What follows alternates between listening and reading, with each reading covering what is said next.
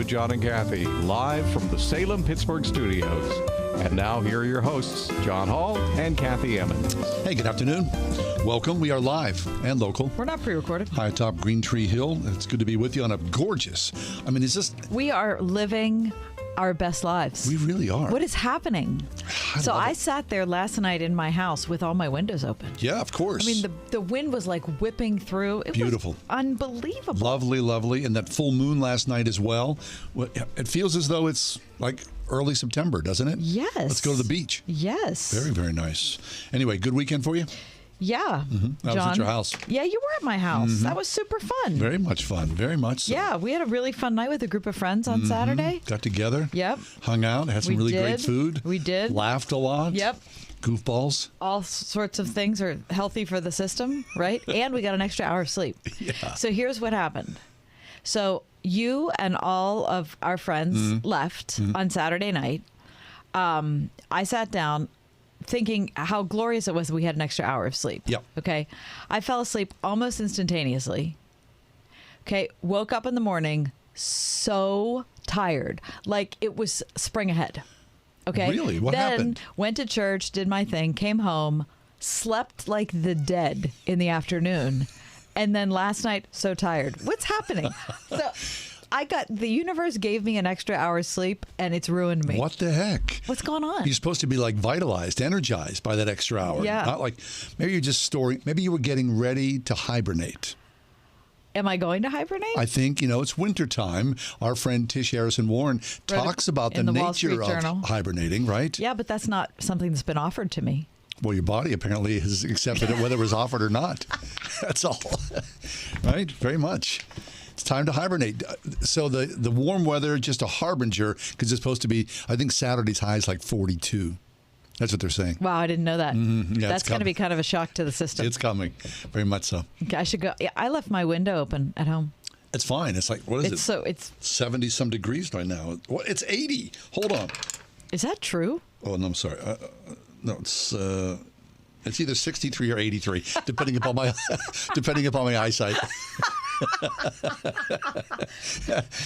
Gary, do you look at that as an official? 63. 63. Oh, I was going for 83. I didn't have my headphones on. What? I was asking if you thought that was an official weather report from John when he says either 63 or 83. Nothing from John is official. Ever. That's good. I'm glad we've had this important some shifting sand going on there. Yeah. All right, without further ado then, Kath, please. Let's get to the non-shifting sand. Officially give us the news, the top 4 at 4. For Monday, November 7th, 2022, Number 1. President Biden's top national security advisor has engaged in recent months in confidential conversations with top aides to Russian President Vladimir Putin. Oh. How about that? In an effort to reduce the risk of a broader conflict over Ukraine, which I think, thank goodness, that's happened. Talk about something that makes you feel like, okay, please tell me cooler heads are prevailing. Yes. Also, to warn Moscow against using nuclear or other weapons of mass destruction. Officials told us this yesterday. I'm reading today from the Wall Street Journal.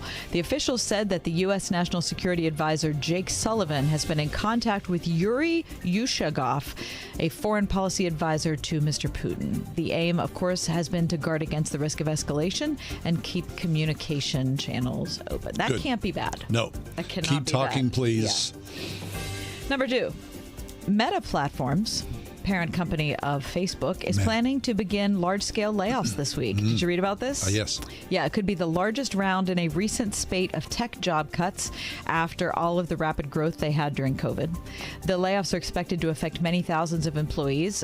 They have 87,000 that work for Meta. Really? I did not know. Me that neither. many people. That's a lot of people. 87,000. And this is going to be the first headcount reduction to occur in the company's 18-year history. It's on a percentage basis, it'll be smaller than what we read about at Twitter. That was about half of the company's staff at Twitter, I think. But the number of Meta employees expected to lose their job will be the largest to date. I'm sorry for people to company. lose their jobs. You never want to hear about that, do you? No. Never. Number 3.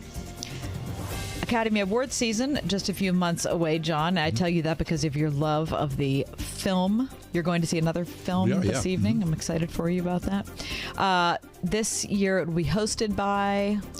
I don't know. Who? Jimmy Kimmel.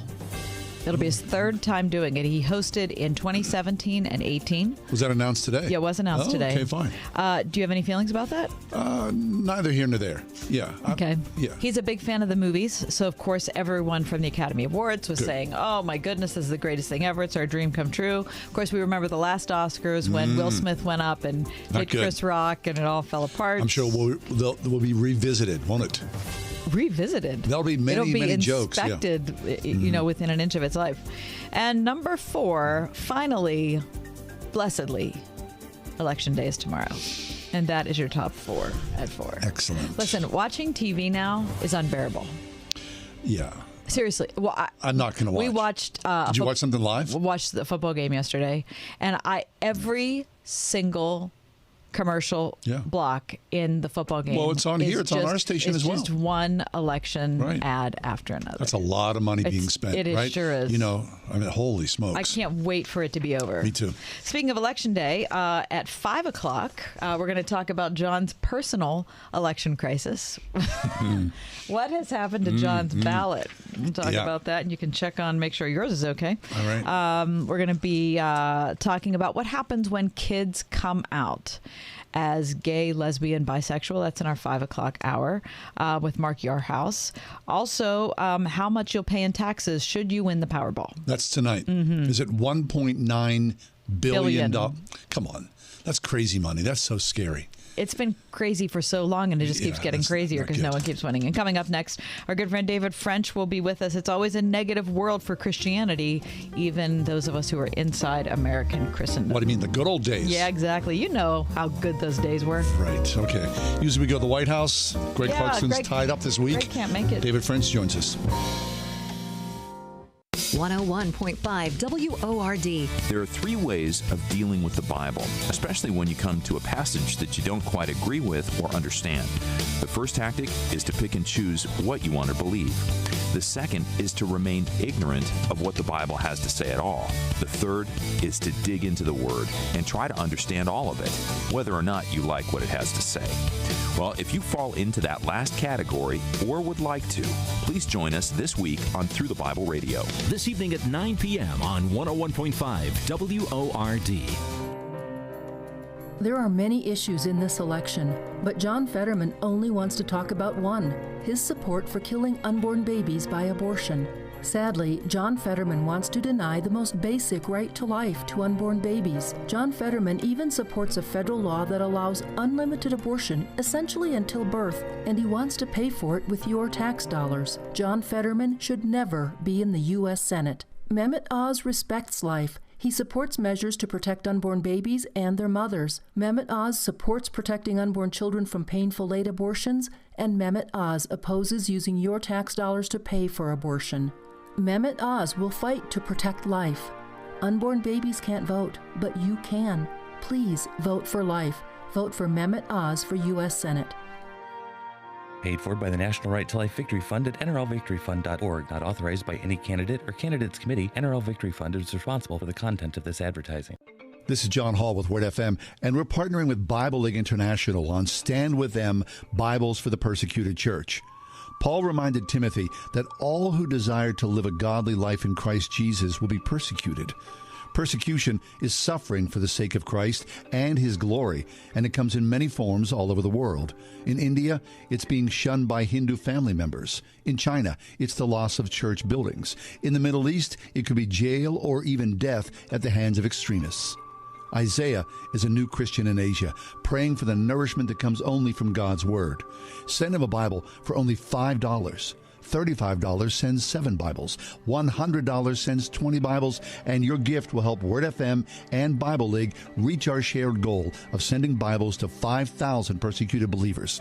Call 800-YES-WORD, 800-YES-WORD, or give at wordfm.com.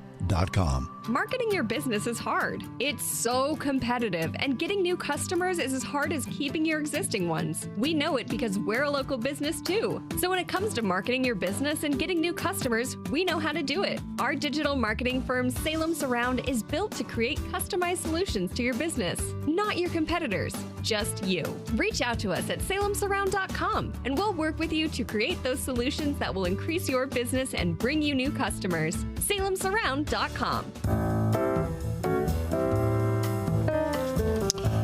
David French should join us in just a few minutes. We are efforting that as we go forward. But he did write a piece yesterday.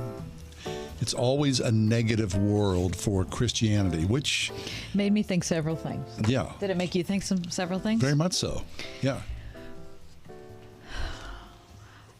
I don't know what's happened in the last, 10 or 15 years or something, that it seems like a lot of us who are church-going Americans look back with some sort of, I think it's rose-colored glasses, or maybe it's a sense of nostalgia or whatever, that there was a time in America when everything was good.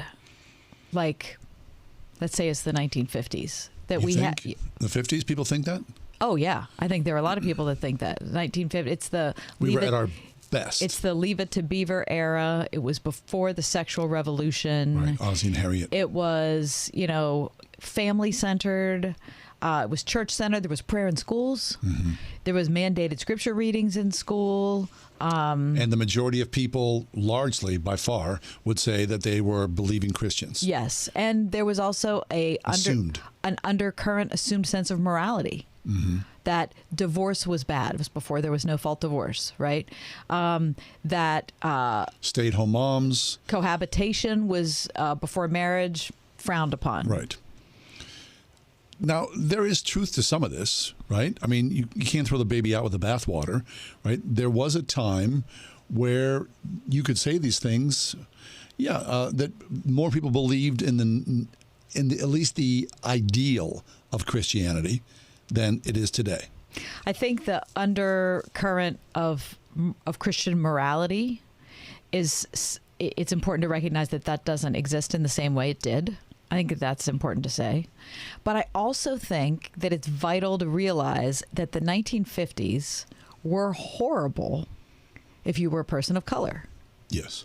Okay? Horrible time, or depending on where you were in the country.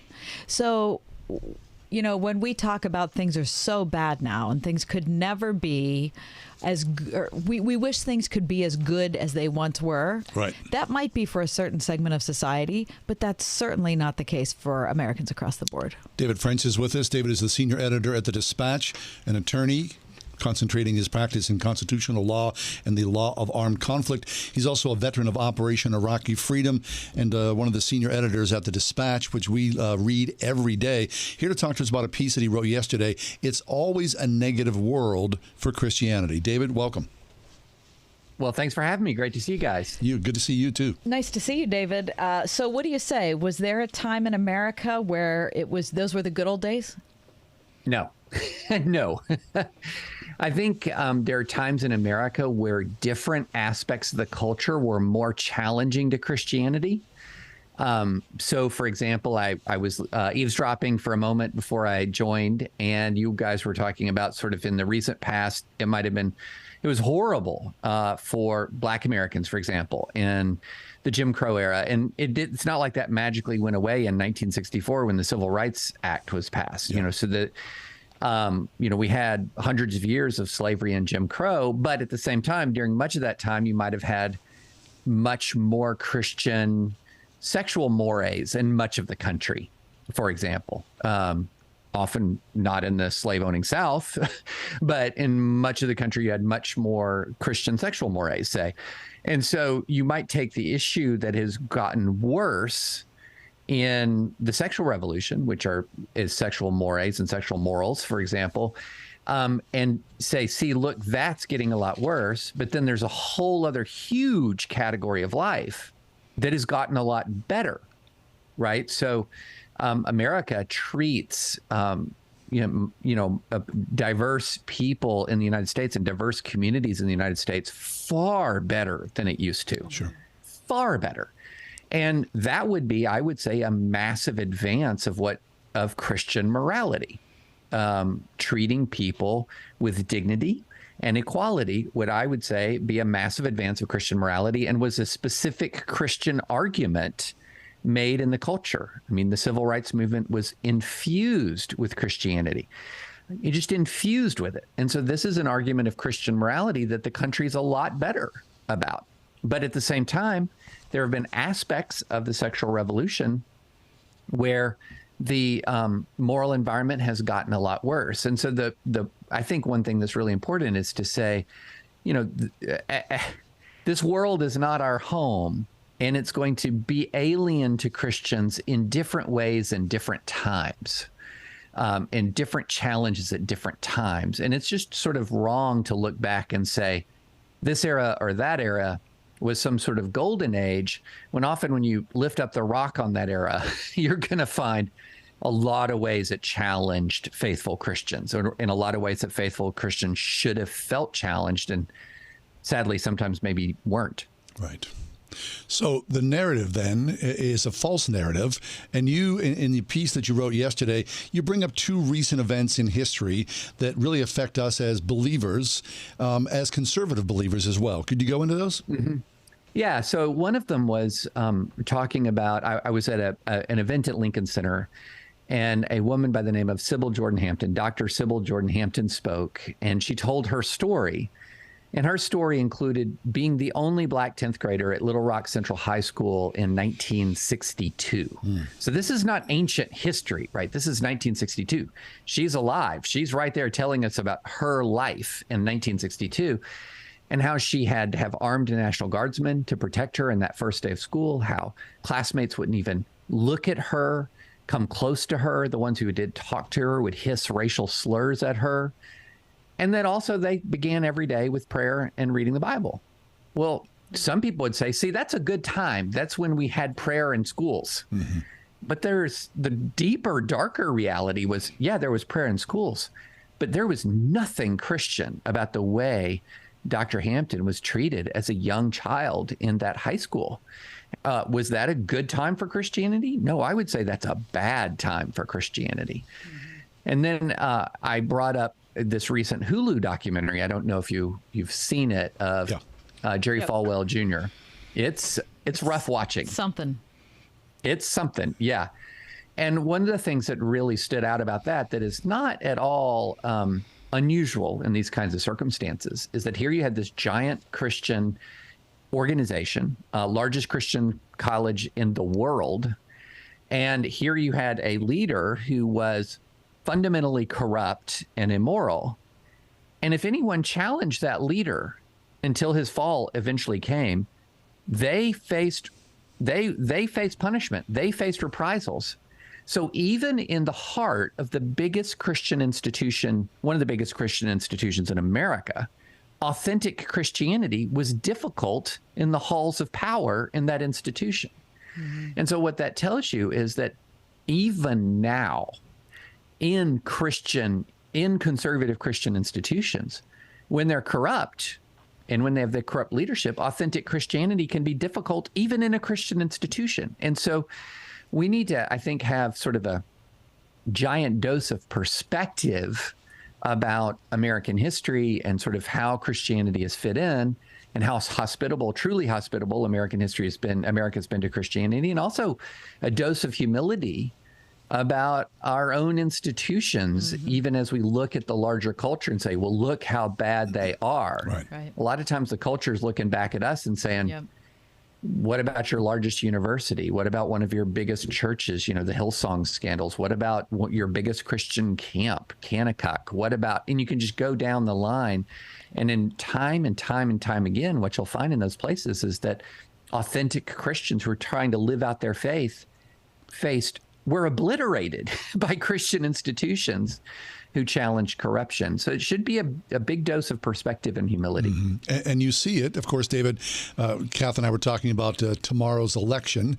Here we are in the state of Pennsylvania. We're dying here in Pennsylvania, David. We're drowning. It's ground zero, right? Oh, my gosh. So Dr. Oz and John Fetterman are going at it. And, Barack Obama was here. Oprah was here. Joe Biden's been here more than he's been in Washington. President Trump was here. I mean, everybody, it's a revolving door of people. And a lot of people are thinking this, the vote hinges on the fruit of the spirit of Christianity surviving into the 21st century. Yeah, well, that's just completely wrong. It's just completely wrong. Christianity is not going to stand or fall on the basis of the Senate election in Pennsylvania. It's not going to. I know you have a gubernatorial election as well that's getting a lot of national attention because the GOP candidate is one of the closest examples of a Christian nationalist you're going to find on the top of a ticket in the 50 states. But the church is going to be fine, win or lose, in Pennsylvania because the church doesn't ultimately depend on politicians. Thank God. Does not depend on politicians for its health, and in fact can get less healthy the more it depends on political leaders. And I think it's really important for Christians to remember that. We have seen a lot of just really tough video to watch of huge Christian gatherings, packed thousands of people engaging in some just frankly bizarre behavior in trying to, just abhorrent behavior in trying to saddle the cause of Christianity to the Republican Party. And we've seen some pretty tough stuff even from pulpits, in Democratic spaces. This is not a thing that is entirely on one side or the other, although I do think there's a greater problem of the mixture with the church with political effort right now on the right at this point. But we've got a real problem if Christian believers have so much of their heart and soul and mind invested in a Senate race in one state, 1 out of 100 senators. David French is with us. He's the author of Divided We Fall, America's Secession Threat and How to Restore Our Nation. Also senior editor at The Dispatch, which we'll talk about before David leaves us. So, David, what's the response to this? I'm listening to this, listening to you and John talk and thinking about people listening to the program who may be outside the church, maybe never been to a church, and they look at this and they say, well, how stupid are you then? Like, you've got scandal after scandal. You see people who say that they follow this Christianity that you follow. They are idiots. They clearly don't believe what they say, or they're totally fallen or incapable or whatever it is. So why do you still believe what you believe? Yeah, it is really helpful. This is going to sound like the most trite, pat answer ever. It's really helpful to read the Bible. Yeah. It is. And when you read the New Testament, you're going to notice a couple of things. One thing that you're going to notice is that, look, every syllable of the New Testament was written to believers who were under far more oppression than we can ever imagine. Yes. Just beyond anything we can imagine. New Testament Christian would walk into the modern United States of America, into a suburban church and go, you've got it made. Let me tell you what it was like back in the first century. So, but what's the message? The message to these New Testament Christians is faith, hope, love. What are the fruits of the Spirit? Kindness, peace, patience, gentleness. It's constant faith, hope, love. God didn't give you a spirit of fear. Paul writes to a community that was being killed, but of power, not power of the government, but confidence in the power of the Holy Spirit of the living God, and gives you does not give you a spirit of fear, but of power, love, and of sound mind. Sound mind. That's really important. So let me just break in, because that's another thing that is missing in those clips we're seeing of churches. Remember, you said you guys both said there is abhorrent behavior. Yes. There's also just unsound thinking. Well, and it goes back to what David said. So, yeah. Who's reading their Bible, right? What are you taking if you consider yourself serious in your faith, and if you're a regular Bible reader? Is it just ignorance, or is it just misreading of the Word? Well, I think a lot of it is not reading of the Word.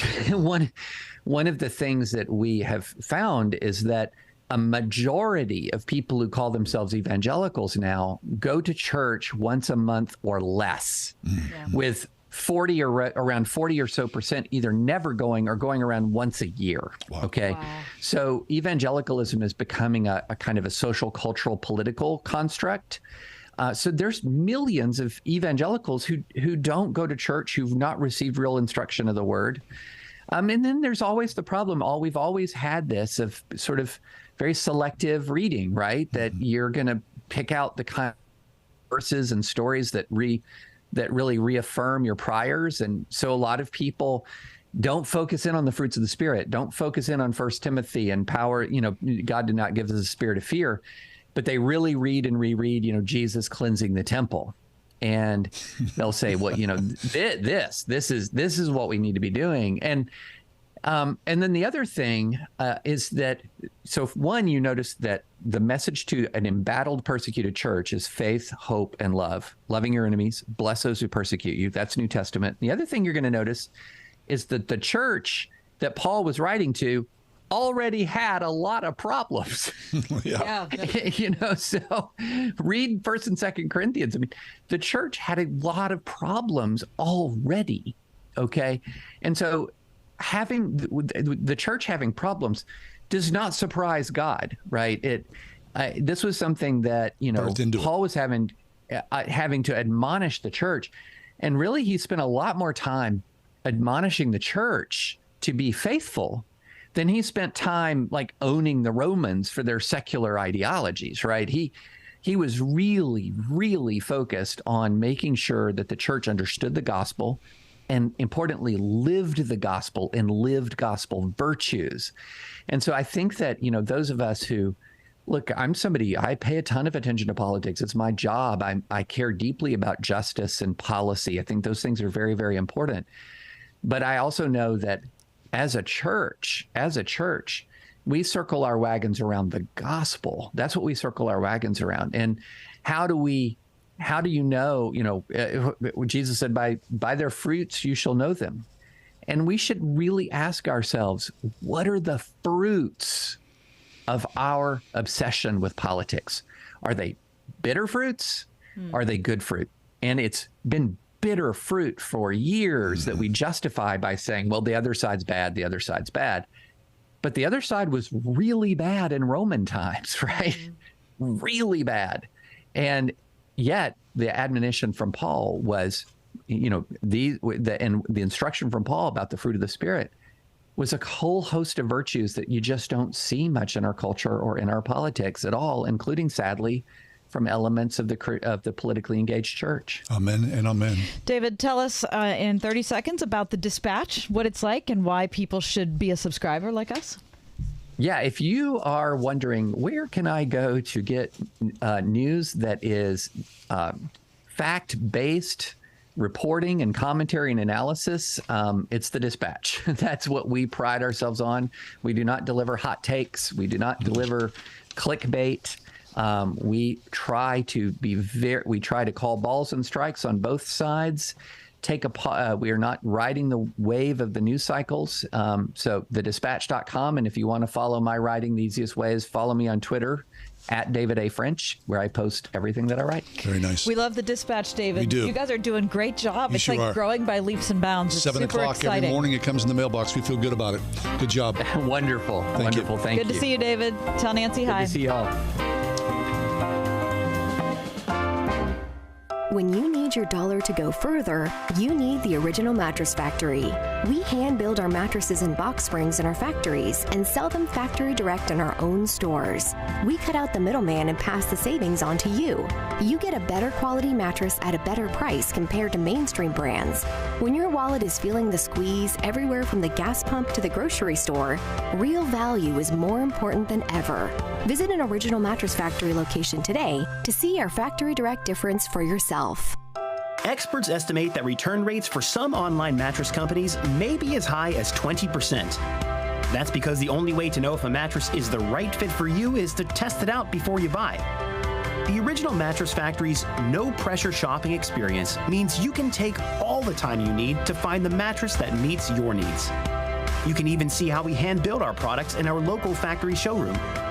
Visit an OMF location near you to experience the original Mattress Factory difference for yourself. You know, if you feel like you're stuck with a healthcare plan that isn't affordable, or you simply just don't like how it works, well, right now, during open enrollment is a perfect time to switch to MediShare.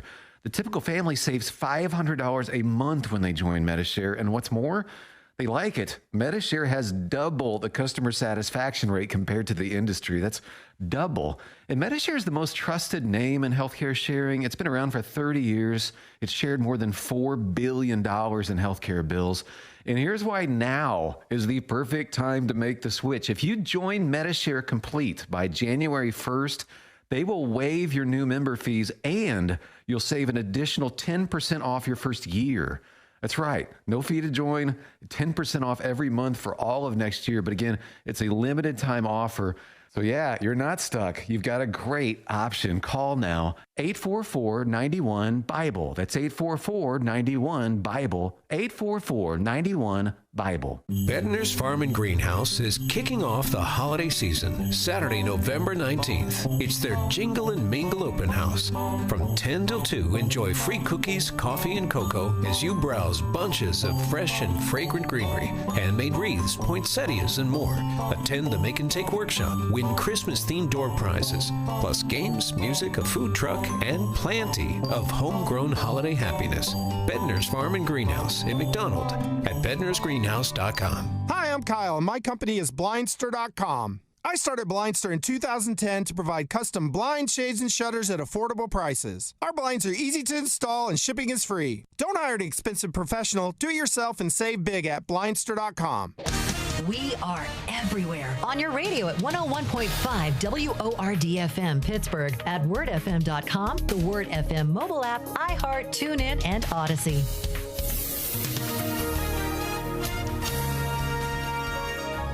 We'll see mainly clear skies for tonight. Expect a nighttime low of 35. Partly sunny tomorrow. Tomorrow's high 53. Clear to partly cloudy skies for tomorrow night with a low of 31. It'll be pleasant Wednesday with plenty of sunshine. Wednesday will reach a high of 62. With your AccuWeather forecast, I'm forecaster Drew Shannon.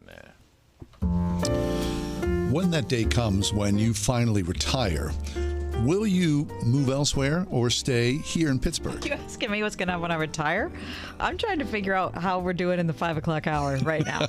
So not forward thinking that far ahead. I guess I'm not that forward All right. thinking. Well, U.S. News and World Report released their top 25 places to retire. Okay. And they, the weird thing is people think, I'm going to move elsewhere when I retire. I mean, I can see downsizing your house, but I'm not going to move to another city. I haven't thought about it very much, but there's no why would you leave your whole community of your church, your everything? Everything. Yeah. That seems silly. I don't know.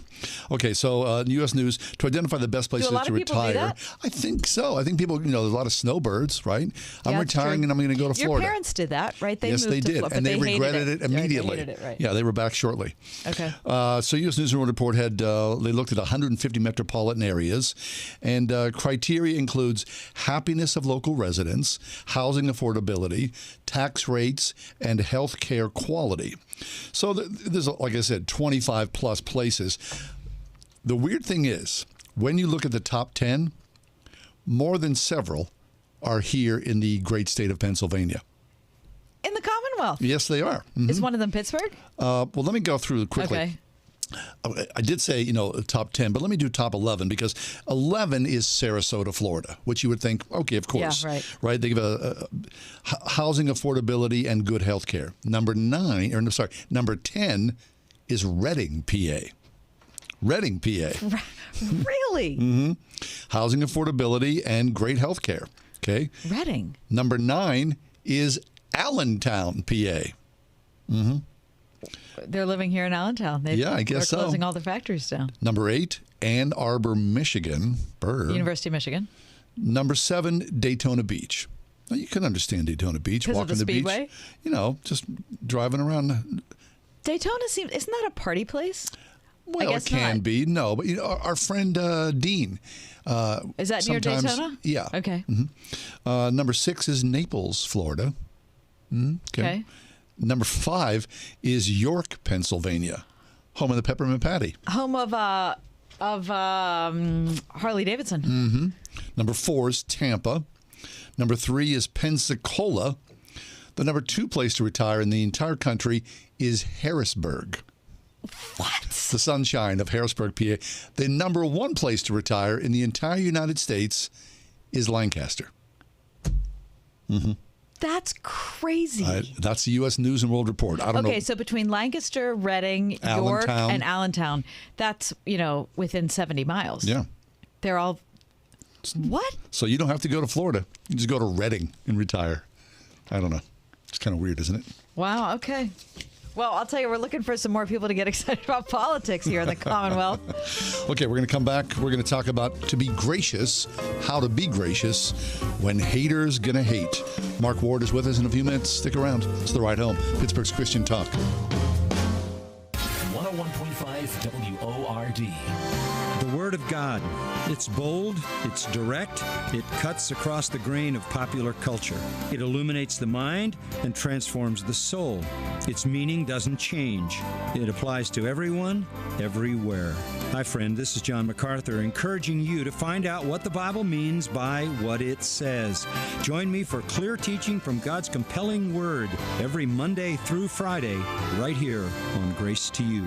Tomorrow morning at 7 on 101.5 WORD. Stock market have you nervous with massive fluctuations? With the impact of inflation, it's virtually impossible to guess what will happen next. But with Vantage Point, you won't have to guess. Text money to 813-813 to find out how you can forecast market trend changes with up to 87.4% proven accuracy. That's right, 87.4%. Text money to 813-813 and find the consistency and confidence you've been looking for in your trading. Vantage Point's patented technology analyzes huge quantities of global data in seconds. No more guessing when to get in or out of a trade. Text the word money to 813-813. We'll send you a link to our free live training. Protect your hard-earned capital with Vantage Point. Text money to 813-813. Trading involves financial risk and is not suitable for all investors. Past results do not guarantee future performance. By texting in, you agree to the terms available at VantagePointSoftware.com/disclaimer and consent to receive calls and text using automated technology or pre-recorded voice about offers or info by or on behalf of Vantage Point. Your consent is not a condition of purchase and can be revoked at any time. Message and data rates may apply. Text money to 813-813. Stock market have you nervous with massive fluctuations? With the impact of inflation, it's virtually impossible to guess what will happen next. But with Vantage Point, you won't have to guess. Text money to 813-813 to find out how you can forecast market trend changes with up to 87.4% proven accuracy. That's right, 87.4%. Text money to 813-813 and find the consistency and confidence you've been looking for in your trading. Vantage Point's patented technology analyzes huge quantities of global data in seconds. No more guessing when to get in or out of a trade. Text the word money to 813-813. We'll send you a link to our free live training. Protect your hard-earned capital with Vantage Point. Text money to 813-813. Trading involves financial risk and is not suitable for all investors. Past results do not guarantee future performance. By texting in, you agree to the terms available at VantagePointSoftware.com/disclaimer and consent to receive calls and text using automated technology or pre-recorded voice about offers or info by or on behalf of Vantage Point. Your consent is not a condition of purchase and can be revoked at any time. Message and data rates may apply. Text money to 813-813. I think we can all agree that every moment at Eden shaped us and impacted who we are right now. The faith modeled by teachers at Eden Christian Academy has a profound impact on students' lives. We carry with us more than the academics, but a strong, Christ-centered foundation. I would just like to thank my teachers, my mentors, my family members, and my friends who have done the best they could to help me in this next phase of my life. Eden Christian Academy, enrolling pre-K through 12th grade at EdenChristianAcademy.org. It is difficult to be a believer in this hellscape of the modern world, is it not? To be true, to be kind, generous, full of love and grace. I mean, it's just so difficult. I think about it, pray about it, talk about it, and then I go out in the world or go online, and it feels as though the house collapses quickly, which again, then I heap all sorts of condemnation on myself for being a poor believer. Do you follow this? Yeah, I hear that. I think it's also hard to be a Christian. I guess it's hard to be anybody, not just a Christian. It's hard to be anybody in this atmosphere who is in any kind of public role, whether you're doing a radio show like we do, or you have a blog site, or you're a pastor, or whatever it is that causes you to speak out. It's just very, very easy for people to pile on, and a lot of times that's deserved. People have piled on us, and we've deserved it. We pile back, and we try not. We try not to. No, of course not. But a lot of times we deserve it, and a lot of times we don't. But it's like you have to learn how to live with it and how to respond if you're going to. Mark Ward is with us. Mark is the editor of Bible Study Magazine, the author of its back page column, Word Nerd. He is also the author of Authorized, the Use and Misuse of the King James Bible. We saw a piece that Mark wrote, How to Be Gracious When Haters Gonna Hate. Mark, please bring some wisdom to this. Oh, boy. Yeah, I live in the same world you do, and I have a public role. It began a couple years ago, especially when I got onto YouTube. Don't know what I was thinking. And I was addressing, and still am addressing on a regular basis, a major topic of controversy among brothers and sisters in Christ, which is the King James Version the only Bible translation we should use? And there are many other questions related. Can we trust other major modern English Bible translations like the NIV or NASB? And quite a lot of people don't like what I have to say, because I'm saying there are many good translations and you shouldn't use only one. You should use the embarrassment of riches in all of them. And I try to be constructive. I try to be positive. I still get ad hominem responses and people twisting my words. And so I entered this knowing that would happen. For years, I was preparing for this. And I really wanted to know, how does my Bible direct me to answer when people revile me? And you just got to go right back to the simplest Bible verses, turn the other cheek, and love your enemies. And I was asked to write an article about this that I think somehow landed in your hands. I'm actually curious kind of how it wound up on your radars. Yeah, how did it round up? I don't even remember. To be honest, this is what happens with us, Marcus. We often don't remember how these things come to be. Like you know, we read, we think, and you just kind of find yourself downstream. We're happy that we found you, though, because your platform on YouTube, it's a large platform, and you engage Christians and non-Christians, which is interesting because the negativity that people, in a public sphere get, especially from a Christian audience, tends to crush a little deeper, doesn't it? Yeah, actually, my own pastor at the church I attend yesterday was preaching from John 16, and speaking about the persecution that Jesus promised would come to his disciples. And all of the things that my pastor was listing out, minus physical persecution, I was sitting there thinking, this is what I'm getting from professing Christians. And that's particularly difficult. It's a challenge to your faith to see other Christians sin so openly. It does not mean that all the people who disagree with me are sinning. I do not believe that. I can immediately recognize people who come to me in love, even in disagreement, but many people are. And it's been one of the most difficult aspects of my spiritual life. So it just sent me scurrying back to my Bible. And when I was asked to write this article, How to Be Gracious When Haters Gonna Hate, and I actually forgot that this comes from Taylor Swift. I'm sorry. Yeah, I wondered about that. Pop music fan. I thought, it's wow, just kind of in the air. Is she the muse for you here? Is that how this happened? Writers pick up on these things. I'm a writer editor, and little phrases stick in my mind. So anyway, out there, I'm not adopting Taylor Swift's view of personal conflict. I was really happy to write this article. So let's talk about the takedown, because that's an option. Right? I mean, someone is saying something that you patently disagree with, or you might even go a step further and think is just outright wrong, or they're just a jerk. And so this is your moment. I'm a good writer, I'm a good speaker, whatever you would say, I can put this together and I can bury them. It's painful. It is painful. A lot of times I invent these stories, like when I'm, walking around my house, laying in bed at night when I should be sleeping, in the shower, all sorts of times when you're inventing a thing. It sounds like from your article, Mark, you've done the same thing. Absolutely. I made the illustration, Calvin and Hobbes. I remember when Mo the bully picks on him, he doesn't come up with the response right away, but later when he's at home, he comes up with the most amazing takedown, like you said. And let's just acknowledge that the Bible allows for both responses, for turning the other cheek and for fighting back. So Proverbs 26:4 and 5, I'm going to quote the King James, ironically, because it's what I grew up on. That is funny. answer not a fool according to his folly, lest thou be like unto him. Answer a fool according to his folly, lest he be wise in his own conceits. And I've always, I've puzzled over that. And some people say, oh, that's a contradiction. No. I think Proverbs, the genre of Proverbs, is recognizing that there are times when each response is called for. In general, online, with people I don't know personally, it's much more likely that if I engage a fool or foolish arguments, I'm going to look foolish, more likely than it is that I will put someone in his place. But I have very self-conscious chosen to follow the model of Jesus at times, like, driving out the money changers or speaking very harshly to the Pharisees in Matthew 23, you whitewash sepulchers. It's really intense language.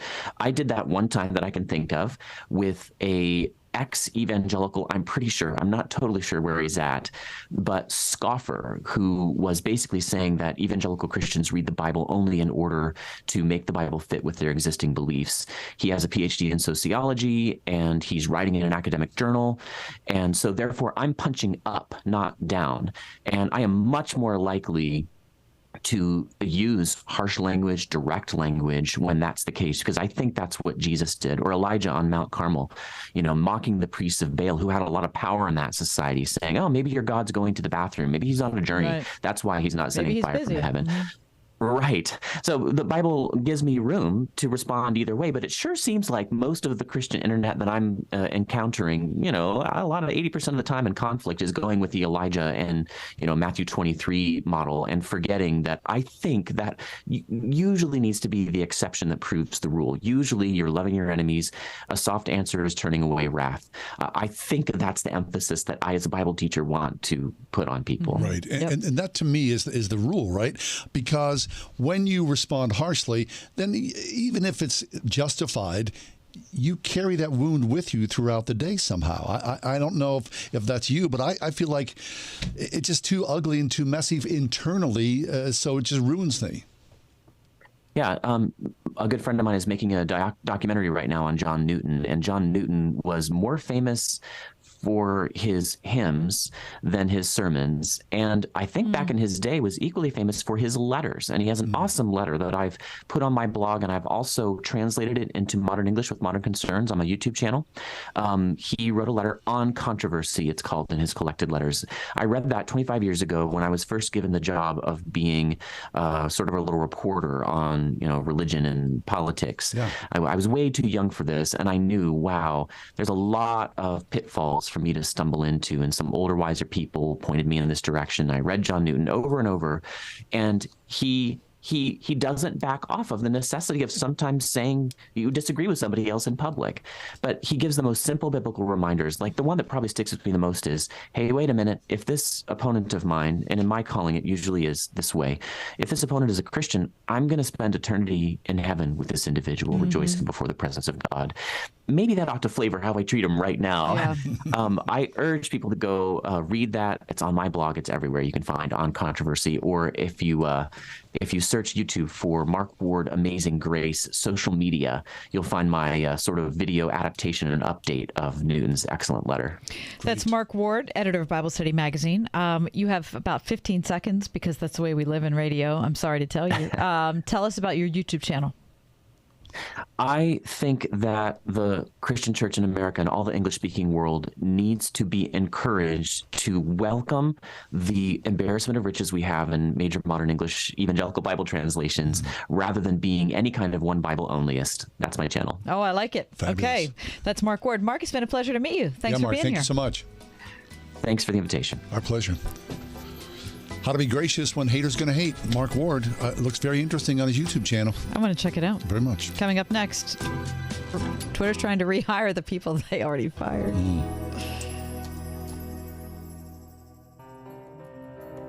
There are many issues in this election, but John Fetterman only wants to talk about one: his support for killing unborn babies by abortion.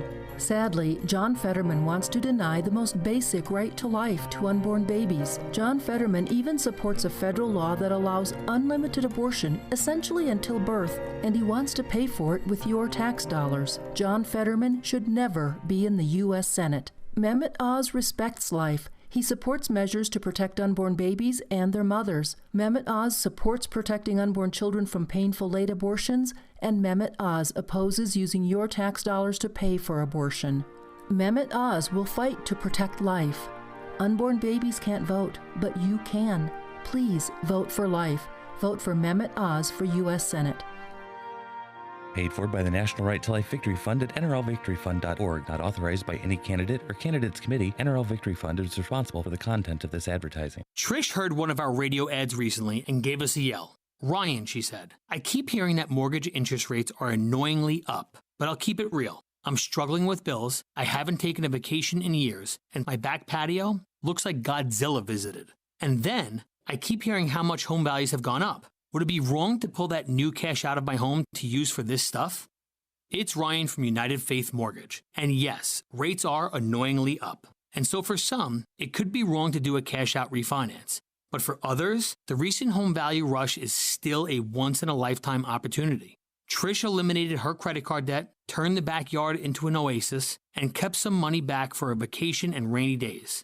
And her plan is, when these annoying rates settle back down, she'll refinance then to lower the rate. If you're curious what a cash-out refinance would look like for you, we are United Faith Mortgage. United Mortgage Corp, Melville, New York. NMLS number 1330. Pennsylvania Department of Banking and Securities. Mortgage lender license 22672. You've all helped build MyPillow into the incredible company it is today. And now Mike Lindell, inventor and CEO of MyPillow, wants to give back to my listeners. It's John Hall. Right now, MyPillow is offering exclusive offers on their bed sheets, their 6-piece towel set, and even offering an extended 60-day money-back guarantee. Orders placed now through December 25th will now have an extended money-back guarantee through March 1st. The Giza bed sheets are marked down as low as $29.99. And believe me when I say you'll get a great night's sleep in these. Their 6-piece towel set is made with USA cotton, comes with 2 bath towels, 2 hand towels, and 2 washcloths. Typically retails at $89.98, now just $39.98 with promo code WORD. There's a limited supply, so be sure to order now. Call 1-800-391-0954. Use the promo code WORD or go to mypillow.com. Click on the radio listener square. Use promo code WORD. These offers will not last long, so order now with promo code WORD at mypillow.com for this radio exclusive offer on all bed sheets. You're fired? Oh, wait, on second thought, won't you please come back? That's what happened to a percentage of Twitter employees who were unceremoniously shown the door on Friday. Right. But then over the weekend, Twitter realized they may have been too quick because some of those people they fired were key to the daily operation and the future of the company. So in the opening of the show, I think I said that they had fired half of their workforce, but it was way more than that. Mm-hmm. It was almost 80%, right? Yep. So now they're thinking that some of that 80% they really needed. They sure did. Yep. Some of those who are being asked to return, were laid off by mistake, according to 2 people familiar with the moves. Others were let go before management realized that their work and experience may be necessary to build the new features that they envision for the new Twitter. Twitter cut close to 3,700 people last week via email as a way to trim costs. They're saying they're losing about $4 million a day. You can understand why you'd want to trim some costs. Right. So of those 3,700, they're saying dozens and dozens, not an exact number. Yeah, it's not okay. So that's not a huge figure, but it's it's still, I think, significant, depending on what their roles are. So let me guess that they're going to end up paying those people a lot more than they were paying them before they were fired. You would think, right? Come on back. You want me back? Well, add $10K onto that, and I'll see if I come back. Yeah, they know the drill. They know the work, right? I had heard they were going to pay them through February anyway. All those people who were fired? That's what I heard somewhere. Really? Again, unconfirmed. Interesting. I thought it was be 3 months. That's 3 months? Yeah, I guess so. Okay. Mm-hmm. So that was generous then, because by federal law, I think it's only 6 weeks, right? Well, it was. If it's true, it's generous, I think. Yeah. But you won't hear that on the mainstream media because it would make Elon Musk look good, right, relatively. So, yeah, if that's possible, right?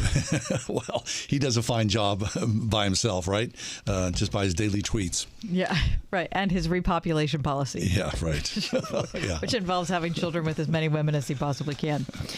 Okay, well, I mean, great. Good for them. Yeah, right. I mean, it's good to be wanted. So, 2 years ago, working for one of the social media giants was just a cash cow. Ticket to the right. I mean, ticket. You go in, it's a flexible work atmosphere. You get to be as creative as possible at work. You can, if playing pool helps you to be creative, then you can play pool during the day. If taking a nap helps you be more creative during. Anyway, fast forward a couple years where we are now. Facebook is letting a ton of people go today. Right? Twitter's letting people. I mean, I think it's a necessary correction. I hate for anybody to lose their job. Yep. But I think as far as tech goes, it's probably past due. Yep. They're not making steel. They're not making steel. They are not. They're not. All right. We're going to take a step away. When we come back, we're going to talk about what happens when children come out as gay, lesbian, or bisexual. A guide for Christian parents has been written by Mark Yarhouse, who's been a guest on our show in the past. So we're excited to have that conversation and hope you can join us for that. Also, a 3-day work week. How would you feel about that? 3 days. 3 days. 4 days off, 3 days on. A Chick-fil-A outside of Miami has been implementing that for the last year, and we'll find out how it's going after this. It's the ride home.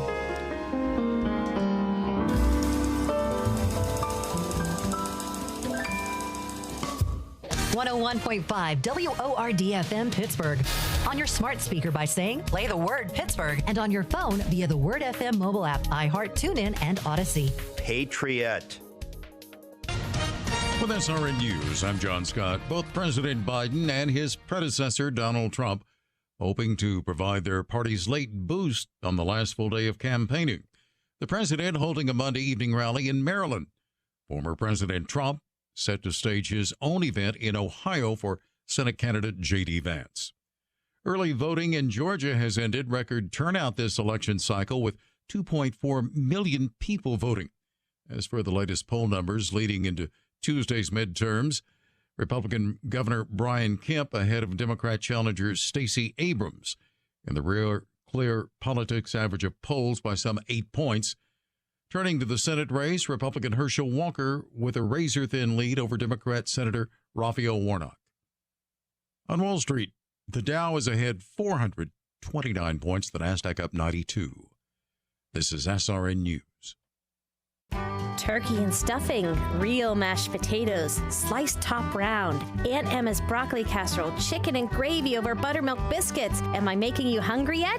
Hi, it's me, Marcia from the Spring House. Do you have a special event coming up in your life? A shower, a wedding, graduation party, company party, anniversary event, or any occasion where you'd love to serve all natural, farm fresh foods? Then it's time to give the Spring House Catering Department a call at 724-228-3339.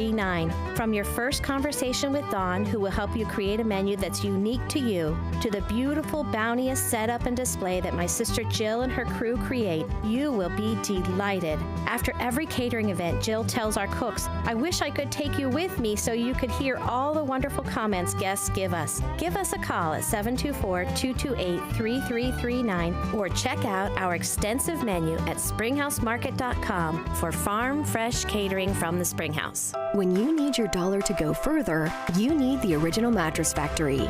We hand build our mattresses and box springs in our factories and sell them factory direct in our own stores. We cut out the middleman and pass the savings on to you. You get a better quality mattress at a better price compared to mainstream brands. When your wallet is feeling the squeeze everywhere from the gas pump to the grocery store, real value is more important than ever. Visit an Original Mattress Factory location today to see our factory direct difference for yourself. Experts estimate that return rates for some online mattress companies may be as high as 20%. That's because the only way to know if a mattress is the right fit for you is to test it out before you buy. The Original Mattress Factory's no-pressure shopping experience means you can take all the time you need to find the mattress that meets your needs. You can even see how we hand-build our products in our local factory showroom. Visit an OMF location near you to experience the Original Mattress Factory difference for yourself. Bedner's Farm and Greenhouse is kicking off the holiday season Saturday, November 19th. It's their Jingle and Mingle open house. From 10 till 2, enjoy free cookies, coffee, and cocoa as you browse bunches of fresh and fragrant greenery, handmade wreaths, poinsettias, and more. Attend the Make and Take workshop, win Christmas-themed door prizes, plus games, music, a food truck, and plenty of homegrown holiday holiday happiness. Bednar's Farm and Greenhouse in McDonald at bednarsgreenhouse.com. I think we can all agree that every moment at Eden shaped us and impacted who we are right now. The faith modeled by teachers at Eden Christian Academy has a profound impact on students' lives. We carry with us more than the academics, but a strong, Christ-centered foundation. I would just like to thank my teachers, my mentors, my family members, and my friends who have done the best they could to help me in this next phase of my life. Eden Christian Academy, enrolling pre-K through 12th grade at edenchristianacademy.org.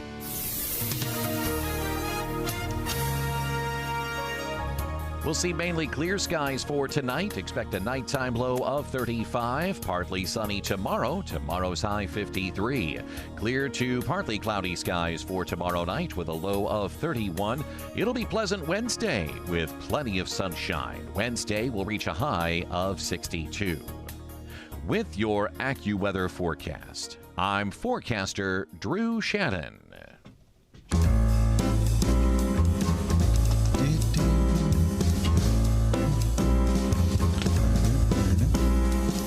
Welcome to another edition of The Ride Home with John and Kathy, live from the Salem-Pittsburgh studios. And now here are your hosts, John Hall and Kathy Emmons.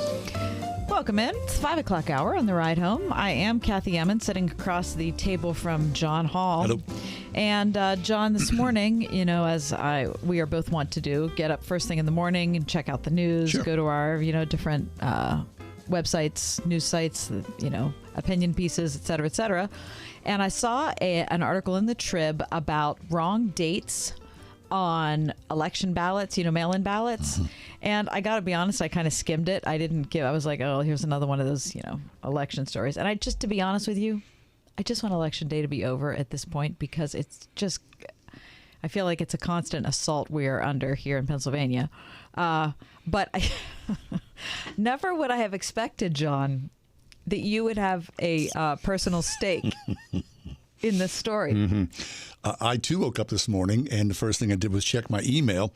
So I heard from an old friend of mine, a guy that I've known for decades. He says, hey, John, the heading of his email was, okay, this may sound weird. Then he goes, oh, no. So my friend Ken, he says, hey, John, first of all, hope this finds you doing well. Secondly, I heard on the news tonight that a bunch of mail-in ballots won't be counted because their dates were wrong or they weren't dated at all. I went to the Allegheny Votes website to see if my name was on the list since I mailed my ballot in. While scrolling through the list to see if any friends were on it, I saw a listing for J. Hall with your neighborhood and your date of birth. Is that you? If it is, there are ways to get that fixed, but I'd go to that site and see what directions it gives you. Otherwise, how are you? So, of course, I did the same thing you did. I went to the news source, and then I went to the site, and it looks clearly like it's me.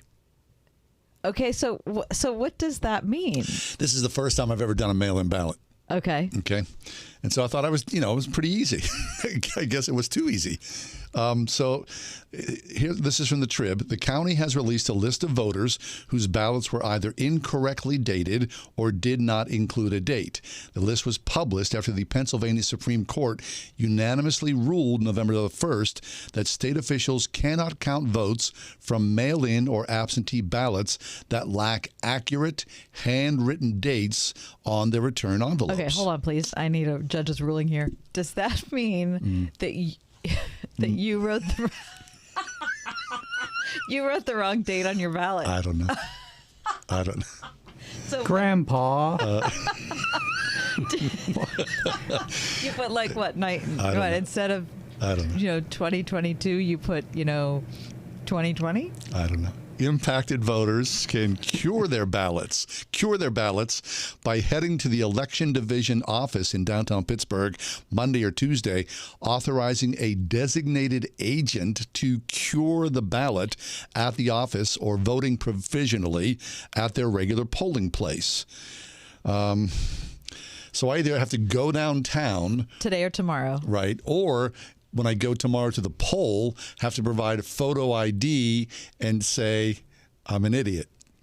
and then I get to vote provisionally, and then later on they may count my vote. What does that mean, provisionally? Like what, they'll decide if they want to count your vote? Like I'm on the bench.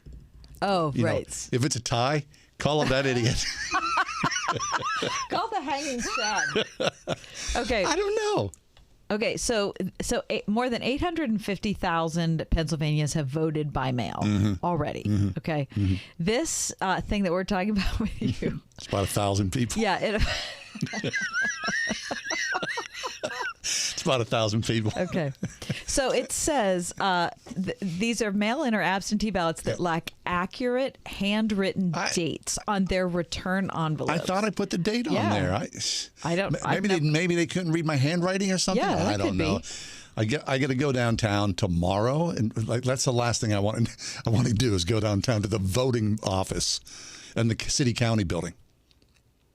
I mean, I'm just trying to do my civic duty. My first and only time to vote by mail, I thought it was going to be easier. Right. How's it going so far? Not too good. No, making it more difficult for myself. So. If you feel like you could be in the small percentage of people who made that same mistake, you can go onto the Trib website and look for the story titled "Over 1,000 Allegheny Mail-in Ballots Won't Be Counted Unless Cured by Voters." And in that, there is a link to this list. It can be found on the county's website, which is also, if you want to be simple about it, AlleghenyCounty.us. All right, my apologies. I mean, it is enjoyable to pick on you for it, but I thought it was just that they were misstamped originally, but maybe not. I think it comes back to me. Okay. All right, we're going to talk to a difficult subject next. When Children Come Out, a guide for Christian parents. 101.5 WORD. Everywhere you go, anywhere you go, Word FM goes with you. That's because we're no longer trapped inside a radio. We're now everywhere you are, and you carry us around in your pocket. We're ubiquitous. There's an app for that, right? On TuneIn, on iHeart, on our own app, on wordfm.com. The iPhone. The iPhone. The iPhone. The iPhone. On your iPad, iPhone, and Android. We're always with you because we're inside your pocket. Whatever you do, don't lose us. 101.5 WORD. You've all helped build MyPillow into the incredible company it is today. And now Mike Lindell, inventor and CEO of MyPillow, wants to give back to my listeners. It's John Hall. Right now, MyPillow is offering exclusive offers on their bed sheets, their 6-piece towel set, and even offering an extended 60-day money-back guarantee. Orders placed now through December 25th will now have an extended money-back guarantee through March 1st. The Giza bed sheets are marked down as low as $29.99. And believe me when I say you'll get a great night's sleep in these. Their 6-piece towel set is made with USA cotton, comes with 2 bath towels, 2 hand towels, and 2 washcloths. Typically retails at $89.98, now just $39.98 with promo code WORD. There's a limited supply, so be sure to order now. Call 1-800-391-0954. Use the promo code WORD or go to mypillow.com. Click on the radio listener square. Use promo code WORD. These offers will not last long, so order now with promo code WORD at mypillow.com for this radio-exclusive offer on all bed sheets. You've spent your entire working life paying into it, so don't you want to get the most out of Social Security, squeezing it for all it's worth? Hi, this is Ethan Lane with Accurate Solutions Group. Our team can help show you ways to do that with our free Social Security report. It's a great first step to learn how your benefits can play a role in your overall retirement income plan, especially because the Social Security Administration can't give you advice. It's different for everyone, and there are a lot of factors that go into knowing exactly how to maximize your benefits, but based on the decision you make, you could end up with tens of thousands of extra dollars in retirement simply by being informed. Get this free Social Security report from Accurate Solutions Group by texting the word security to 412-515-3555. That's security to 412-515-3555. Investment advisory services offered through ASG Investment Management, LLC. Firm offers insurance services and is not affiliated with the U.S. government. Your love isn't confined to an advent calendar. It doesn't stop when the Christmas lights come down. When you donate to the Salvation Army's Red Kettle campaign, your love lasts all year long. It puts a present under someone's tree today and a roof over someone's head tomorrow. It brightens Christmas mornings and the hardest nights for hardworking families. Together, we love beyond Christmas.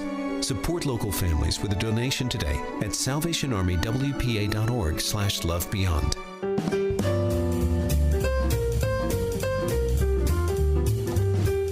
Mark Yarhars is back with us. He's got a brand new workout, When Children Come Out, a guide for Christian parents. Mark Yarhars is a licensed clinical psychologist, has published over 80 peer-reviewed journal articles and book chapters, and is the author of several books. We'll talk about that as this goes on. But Mark, welcome back to the show.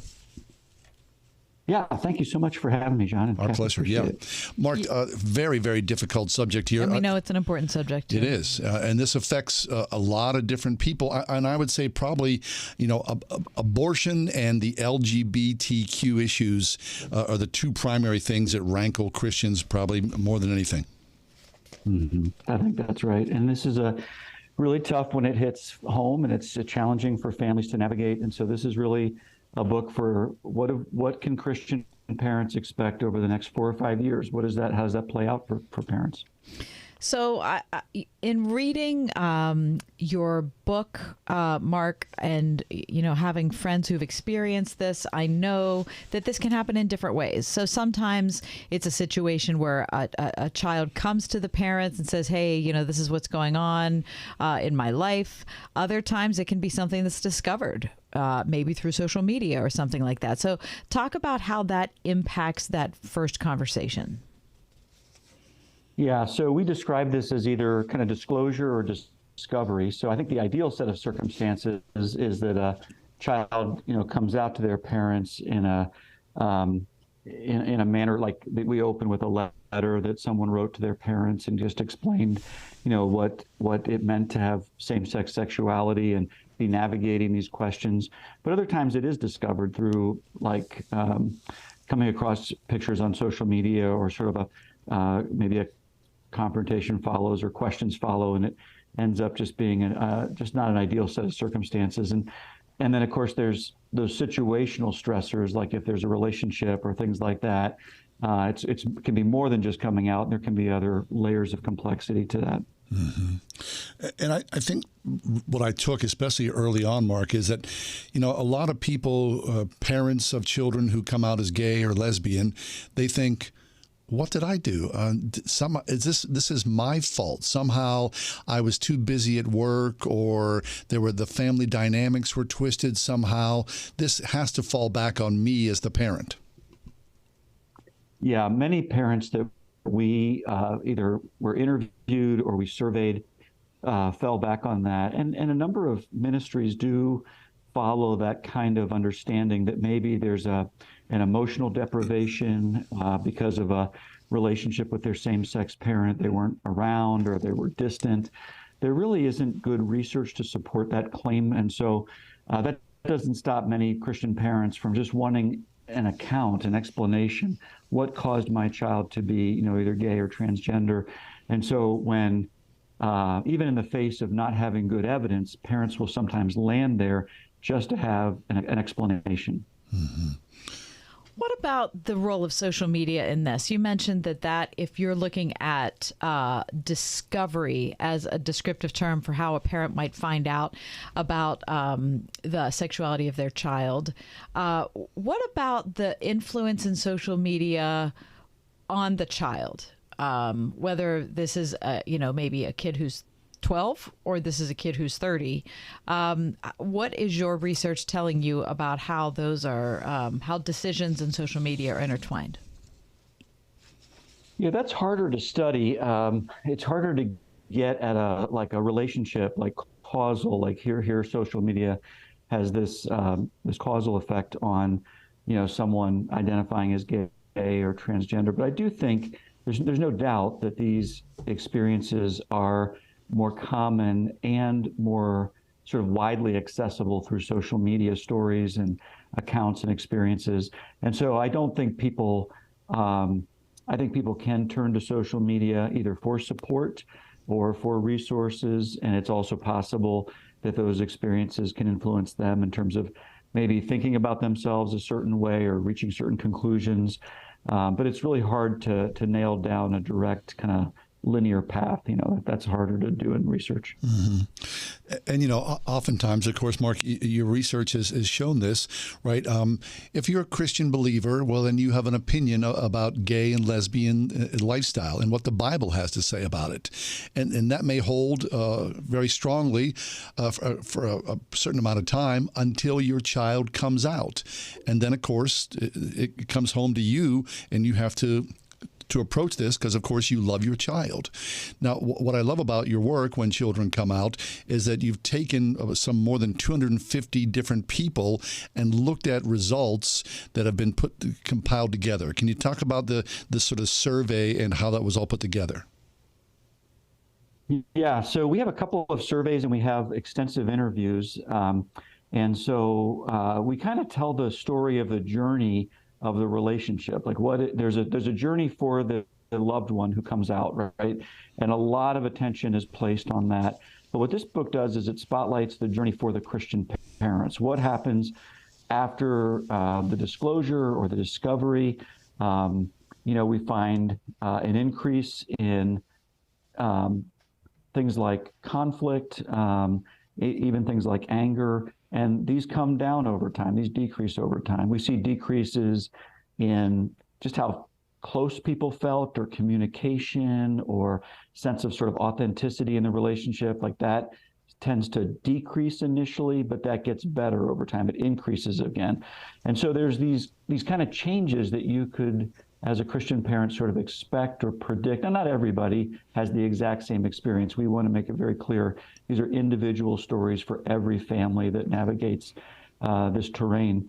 But there are some commonalities here. And one subset, one story we tell, a little variation, is how does faith change over time? What does that look like for the Christian in particular?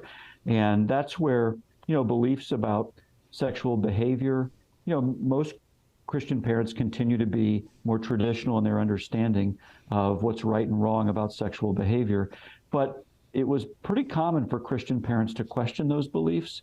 Some changed their views, but most continued to hold the view that they held prior to their loved one coming out.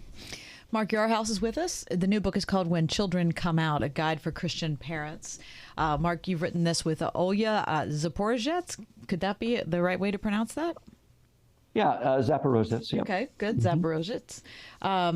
I also have Mark's book, Listening to Sexual Minorities, here on the desktop, and you can see that on the live stream here at the Word Pittsburgh.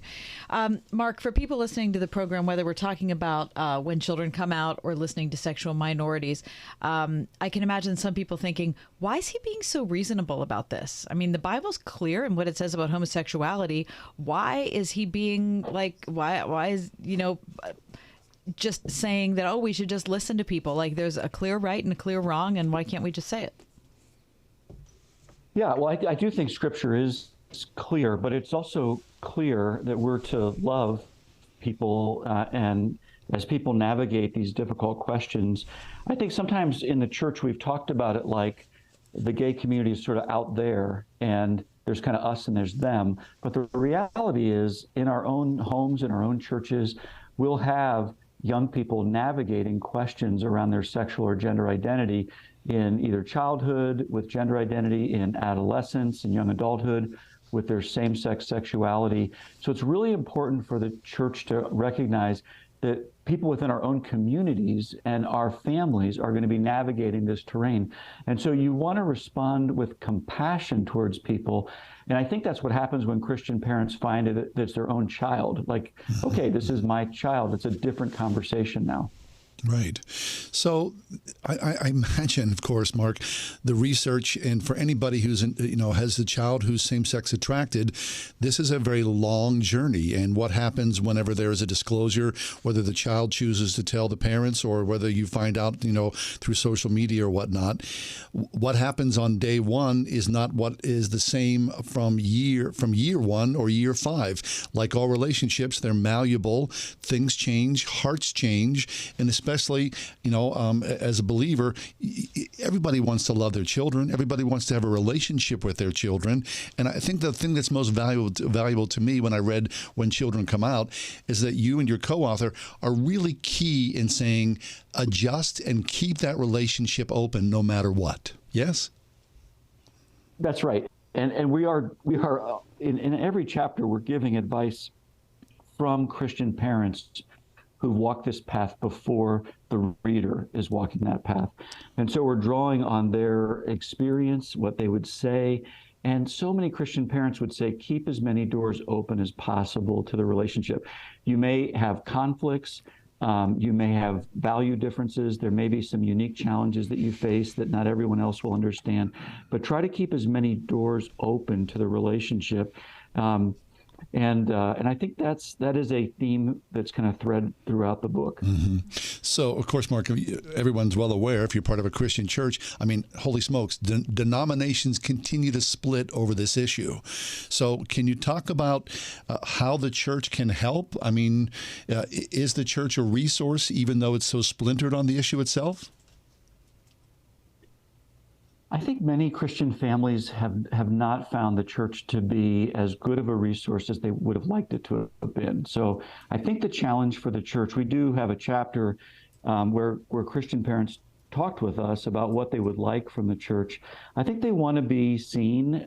They want the topic to be talked about. They don't want it framed as us versus them, because if you frame it as a culture war, more of a political issue, you're missing the teenager in your youth group who's navigating these questions, and that teenager's family that's been a part of your church for 8 years, So see us, recognize that we're here, use the church as a place to educate the body of Christ. Can that be a place where we learn more about this topic? Can we lead with some love and graciousness towards this family, towards these parents, towards this teenager? Have a little bit more humility, maybe not lead as much with theories that don't have a lot of research to support for them, for things like causal theories, and just really kind of meet the family where they are, recognizing that their parents are going to be going through a lot of distress right now. It could be really difficult for them. So find ways to be supportive in kind of practical ways and coming alongside them. Mm-hmm. Last question for you, Mark. What about the feeling that I'm just guessing is common among parents, which is, oh, well, this is just a phase that my kid is going through. And it could be. What would you say to a parent who thinks that? Well, I mean, there definitely can be instances where someone is exploring something and it ends up not really being a sustained reality in their life. But keep in mind that the parents that have been interviewed, the parents that have been surveyed, their kids, it wasn't a phase. And so they're all telling us there was a time when we thought the same thing, that maybe it was a phase. And there was some of that kind of wishful thinking for a number of Christian parents that we would just kind of wake up one day and it just wouldn't have been the case.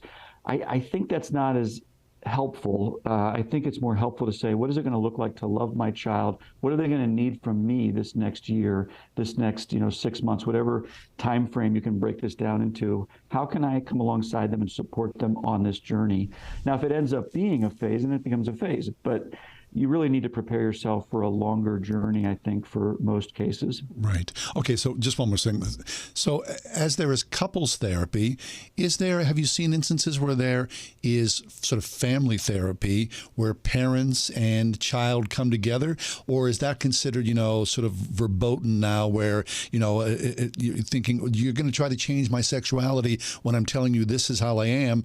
But therapy generally is good no matter what, right? If people are willing to sit down and share ideals before a third party and do it honestly, there is a good exchange. Yeah, I think that's right. I do recommend family therapy.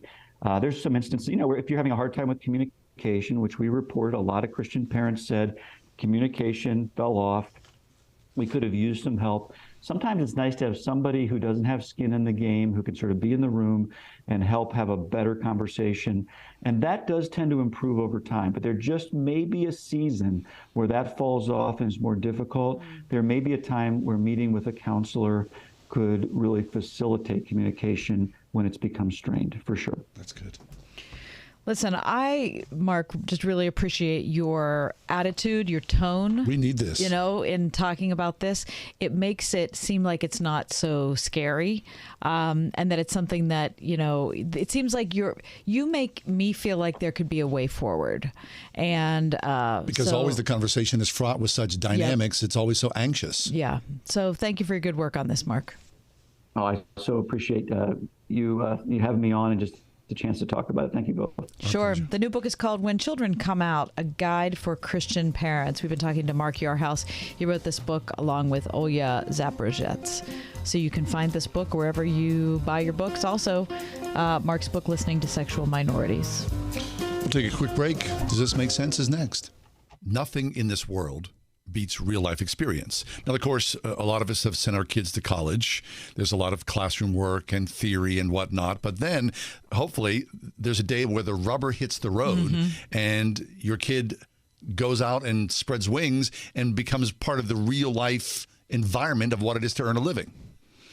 And prior to that, the internship is what gets you ready, right? That's the time when you're like kind of in the work world, but not fully in the work world, right? And you're kind of trying to test your wings and ask the questions and get some guidance and maybe perform well enough that you could get somebody's attention later on and maybe get a job. Right. Now, at Grove City College, the opportunity for internships exists, and people cement themselves inside of a corporation. And once you graduate, then, the possibilities are endless. On campus, people come to Grove City and go, we know the nature, the quality of these students. This is an A+. We're invested in these students because we see what you produce. Count us in as corporate partners. So if that sounds interesting to you or something that might be appealing and a great thing for your child to strive for, consider Grove City College. Look them up online, gcc.edu. That's Grove City College.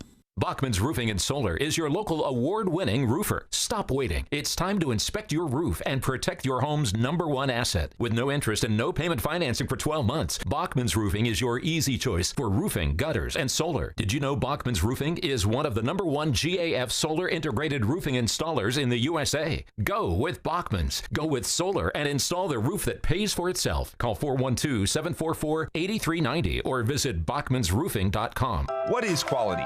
This is Greg Trzynski, and in a world where nearly everything is disposable, the Original Mattress Factory still builds our mattresses and box springs to last. While other companies have cut on quality, we still hand build our two-sided mattresses with the highest quality materials in our local factories. That's because we believe you deserve the best mattress to provide a great night's sleep for years to come. Visit an OMF location to experience the Original Mattress Factory difference for yourself. OriginalMattress.com. Listen on your smart speaker at wordfm.com, the Word FM app, iHeart, TuneIn, and on Odyssey. In your car or at home, too, at 101.5 WORD-FM, Pittsburgh. What are all the things you witness online in a day? Cats playing piano, selfies on your feed, your friend's picture being turned into a nasty meme that's been shared 50 times, 51, 52. When someone's being bullied online, it's hard to know what to do. Now you can speak up with the witness emoji. It looks like an eye in a speech bubble, and it's in the symbol section near the clocks in your phone. You'll let the world know it isn't cool, and you'll let your friend know you care. Learn more at eyewitnessbullying.org. Brought to you by the Ad Council.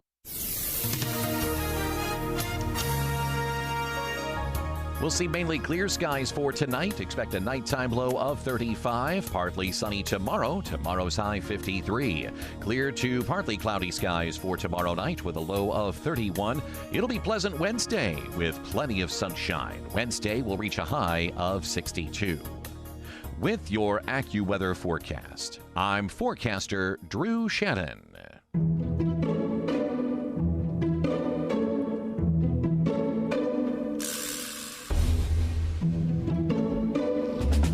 This makes sense. Does what make sense? Traveling to a non-English speaking country. Oh, yeah, 100%. Wow. That didn't take long. Makes perfect sense. All right. Yeah. I think a lot of people would wonder if that does make sense. Yes, it does. It's so easy. And especially now, with your Google Translator or, whatever, in case there's... Listen, when I was 20, I went by myself to Europe and wandered around for months on end. I didn't know Spanish. I didn't know French. I didn't know German. I just kind of, let the winds take me as I was. Spoken by the person that filled out his election ballot incorrectly today. I'm still here, aren't I? You are. You are. I think it's good. So you think it does make sense? Yeah, you have to go. Don't be shy. Get out there in the world. It's beautiful. I also agree with you that it makes sense. Oh, okay. However, I thought you were going to go, no. It's not easy. Well, I mean, you're acting like it's super easy. I'm not saying it's not super easy. It takes a measure of courage to go out into the world. Yeah, and it takes a lot of work to navigate. Listen, I was in the German countryside looking for a pharmaceutical, in a little tiny town. I didn't speak a lick of German, which was my stupid fault for not even looking into it before I left. They didn't speak a lick of English. Listen, the word impasse has never had more meaning in my life than that day. I'll see you and raise that. One time I was in Paris. I lost the key to my hotel. I didn't know the name of my hotel. I didn't know where I was. And I couldn't speak the language. I had to explain to someone I was lost and I didn't know where I was going. Well, I don't know, Gary. The election ballot's making more and more sense. I got back to the hotel. The guy was I went to a florist shop. The guy figured it out. He hailed a cab, told the cab driver. Before I know it, 10 minutes I was in front of my hotel. All right, does this make sense? I got in here today. Beautiful day. I'm driving down the parkway. My windows are all down. My sunroof's up. Sunroof's open. I get here. The guy down the hall, Darren, says to me, "You look a little like windburn." I go, "Yeah, just the sunroof." Yeah. Does that make sense? Yes. Yes, it does. I love everything about a sunroof. Me too. If I didn't have a sunroof, seriously. I've had cars without sunroofs. I've had every car I've ever had until my last two have not had sunroofs. It's a great thing. I think it's my favorite thing about a car. Mine too. Seriously. I love it so much. I mean, really. It's kind of like having a convertible without having to worry about a convertible. Now, Garrett, you have a convertible, right? It's a gigantic sunroof. Yeah, it's a hardtop convertible. Yeah, so it kind of acts like a sunroof in a way. In a way. A really big one, yeah. Okay, so I have the poor man's hardtop. What do you mean? I just have a sunroof. Yeah, me too. That's all it is. I love it. It's so great. Keep that open. When it's super hot in the summer, just open it. Even let in the hot air go wintertime out. with the heat on. Of course. Enjoy the sun. Go for it. Makes sense. 101.5 Word FM, WORD. Sin can trip up even the most stalwart believer. How do we strengthen ourselves against temptation? Pastor Greg Laurie addresses that question this week on A New Beginning. And he'll begin a series on happiness and how we can have it. Tune in for the encouragement this week on A New Beginning. A New Beginning with Greg Laurie, weekday mornings at 10:30 on WORD.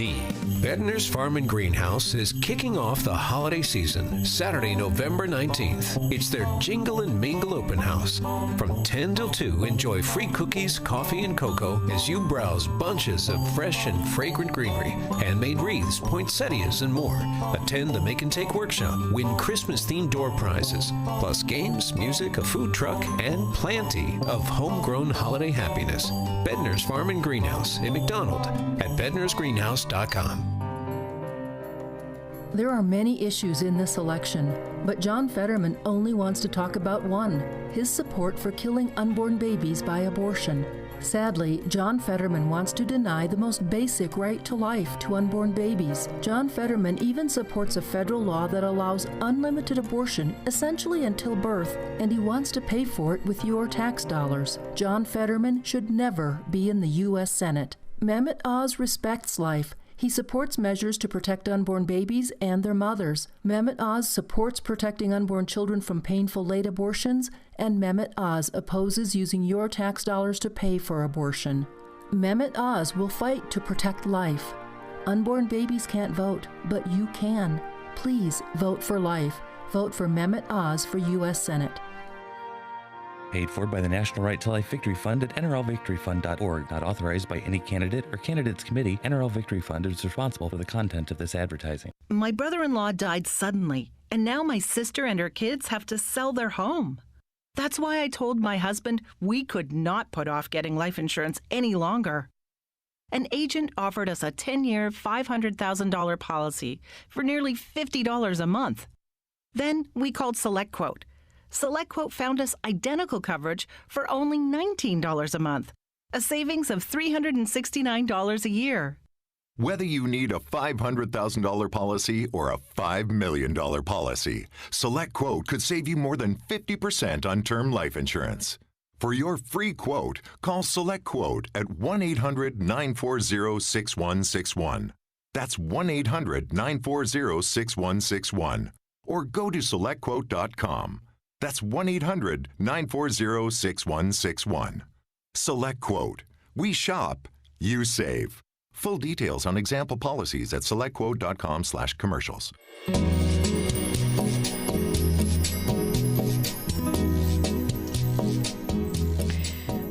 I've had a Monday to Friday job for the first 10 years of my employment after I graduated from college. And then I had 10 years when I was working at home with my kids. And then I came back to work here at the station, and I've had a Monday through Friday job. Now, I also work on Sundays, so it's kind of a different situation because I would be what they call bivocational. But you're working 6 days a week. Yeah, but I work 6 days. So, which is fine. It's something I chose. So I'm not asking for anybody's pity. It's fine. However, I am eager to hear different stories of how different people structure their work week, because working 6 days requires different things of your family, right? Yeah. Than working 5 days. But what about working 3 days? Okay, now listen. Now, so you're shaking your head already. Come on. Let me tell my story, and then you get to decide what you think about it. CBS News Today tells the story of Justin Lindsay, who owns a Chick-fil-A restaurant in Kendall, Florida, which is right outside of Miami. And he is allowing employees to work the equivalent of a full 40-hour work week, but just 3 days. So they work 3 days. They have 4 days off. Okay, so he hit upon this idea when his restaurant had only been opened for about a year and a half. He said, I got this idea because I was thinking that employees would be able to kind of plan their life around it. They would be able to plan their vacation, their child care, their school, because one of the problems with people that work in fast food is, and people who work in retail, which I did also, is your schedule always changes. Right. You know, sometimes you work 10 to 5, sometimes you work 1 to 9, some, you know what I mean? It's a different thing. And so it's hard to plan anything going forward. He said, take the question marks that a lot of people experience with fast food work and replace it with something that they can count on. Okay, so the story goes on to say that it took several weeks to bring his staff around to the idea, and workers were initially incredulous that they wouldn't be on call during their days off and required to come in on short notice. You know, like, hey, there's nobody here. We need you. Somebody called in sick or which whatever. apparently is kind of endemic to fast food work. But he says that months into the experiment, it is working way better than he ever could have imagined. Okay. He said people love it and the managers love it. So what he did, and he said it makes it easier because Chick-fil-A is closed on Sundays. So they only have 6 days. 6 day work week. So they have one group of people that works Monday, Tuesday, Wednesday. And they have the other group that works Thursday, Friday, Saturday. Okay.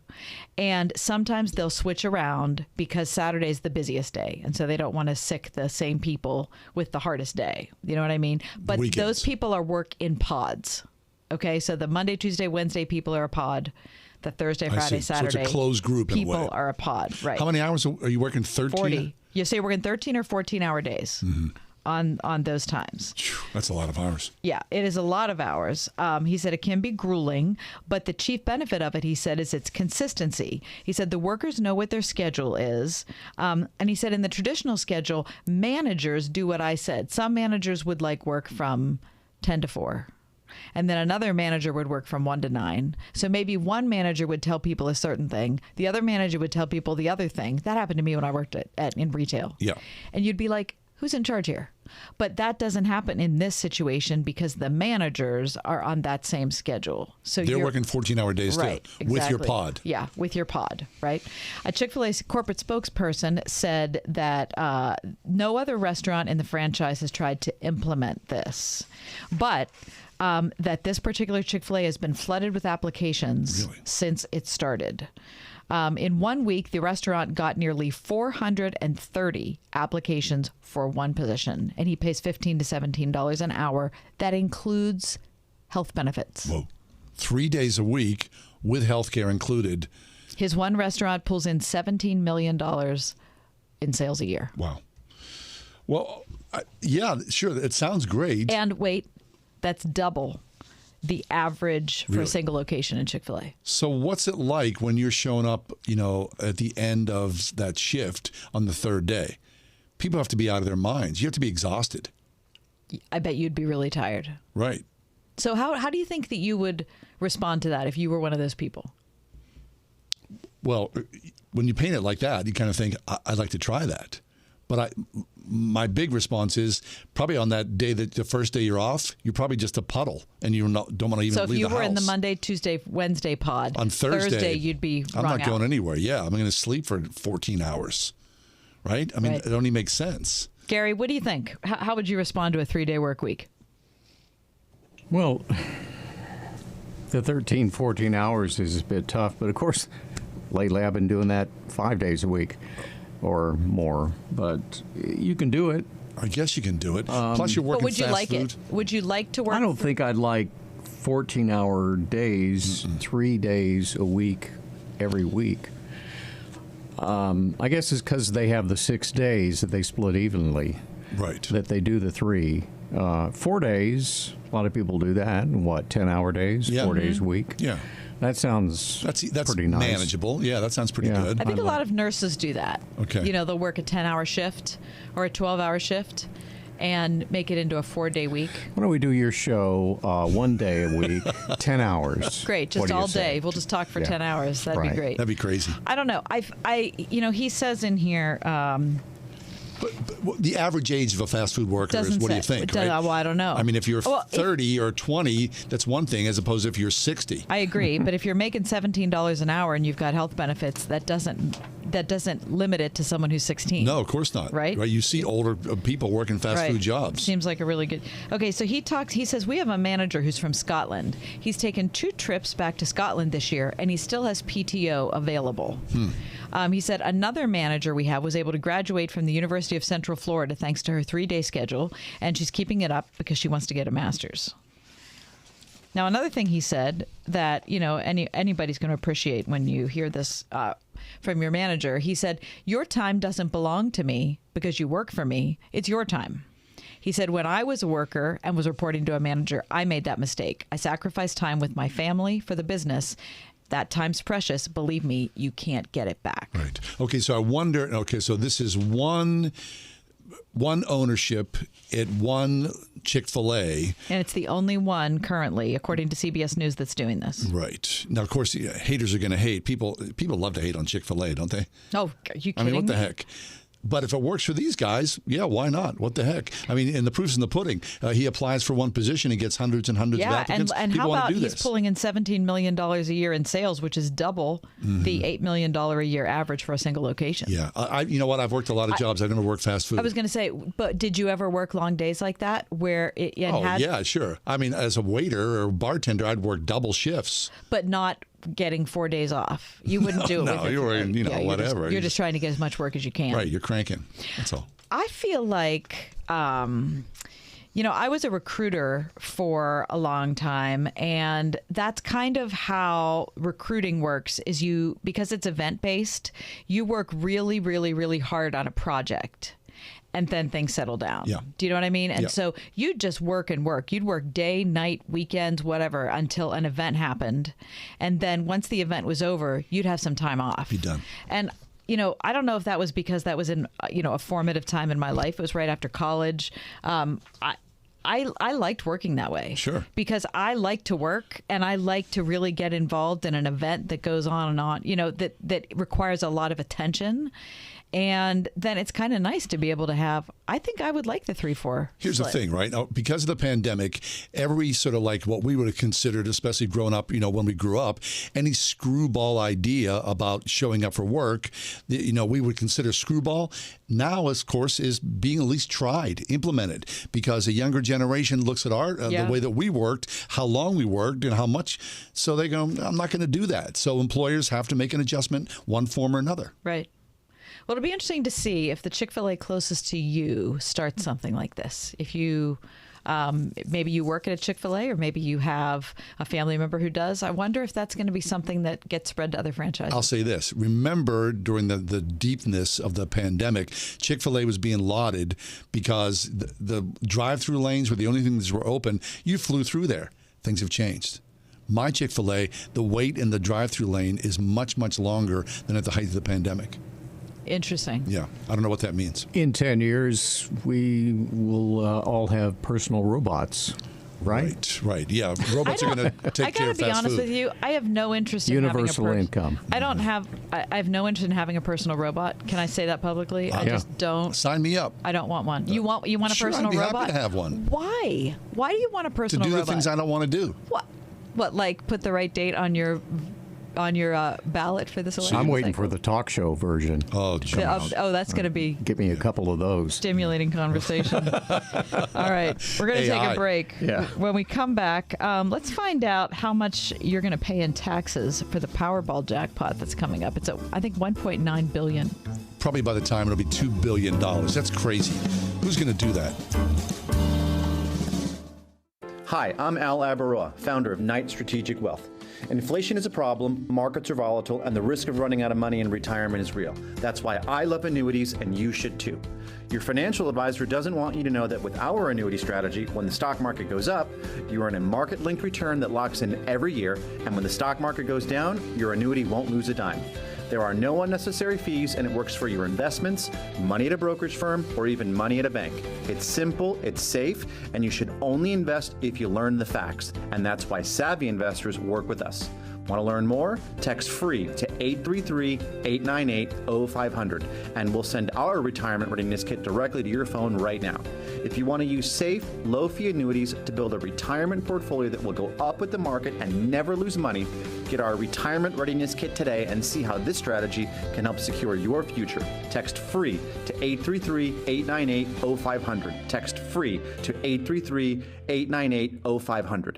I was talking to one of my sisters recently, and she said that she refused to even look at her 401k and her retirement investments because the thought of doing so made her a fidgety, anxious mess. So out of sight, out of mind. I get it, and I'm sure you do too. But the good news is we've been here before, and hopefully sooner rather than later, we'll hear the strains of happy days are here again. In the interim, the family at United Faith Mortgage wants to remind you that if you're a homeowner, you're sitting on a pile of cash because home values have gone bonkers. And so your home can be a portal into a cash-out refinance, providing you with an immediate source of money to pay off debts, do some home improvements, or just build up your nest egg again. United Faith Mortgage, where the direct lender advantage is everything, saving you lifelong money. United Faith Mortgage. Faith and family matter. United Mortgage Corp, Melville, New York. NMLS number 1330. Pennsylvania Department of Banking and Securities. Mortgage lender license 22672. It's a very common fear to have a fear of the dentist. There's a reason patients love Dr. Megan Stock, voted Pittsburgh Trib's best of the best dentist in Northern Allegheny County for the second year in a row. I feel particularly drawn to making sure that all patients are at ease. That extra gentle touch, the extra nudge to tell them it's okay, we'll get through this together. Exceptional dentistry meets compassionate care. Stock Family Dentistry, Perry Highway in Wexford, at stockfamilydentistry.com. Hi, I'm Kyle, and my company is Blindster.com. I started Blindster in 2010 to provide custom blinds, shades, and shutters at affordable prices. Our blinds are easy to install and shipping is free. Don't hire an expensive professional. Do it yourself and save big at Blindster.com. Ask Alexa to play the word Pittsburgh to hear us there. We're on your Google speaker, too. Plus iHeart, TuneIn, and on Odyssey. 101.5 WORD-FM, Pittsburgh. Okay, so if you've listened to local news for the last couple of weeks or so, then you know all about the Powerball, right? The Powerball jackpot apparently is at a $1.9 billion level. They're saying probably it'll somewhere settle this evening before. The drawing is this evening at 11 p.m., and it should be somewhere in the neighborhood of $2 billion. $2 billion. I mean, that's crazy. That's absolutely nutty. 40 consecutive drawings. There's been no winner. More tickets to be sold, as I said. So if you win and it's $1.9 million, people are saying, the experts, first of all, I don't know, that's scary. Who would want that? Well, that would crush your life so deeply. It would. You'd be forced to flee. You'd be irreparably changed. You would have to move and hide from people, right? Okay, so if there's a winner, they'll take home roughly $929.1 million. Okay. After taxes. The winner or winners. So how many taxes? 24% to federal tax.